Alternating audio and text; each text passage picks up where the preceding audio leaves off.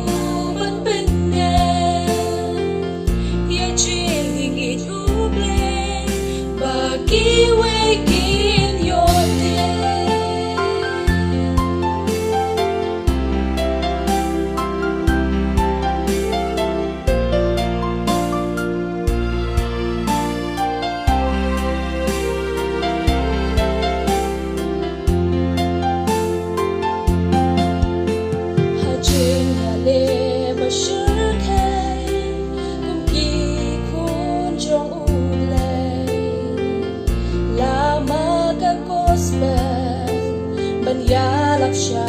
ki we chi li ha utra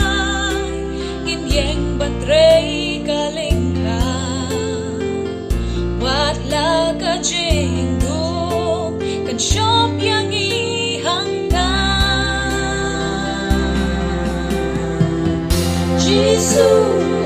la wa na ka ben ta ki sen ra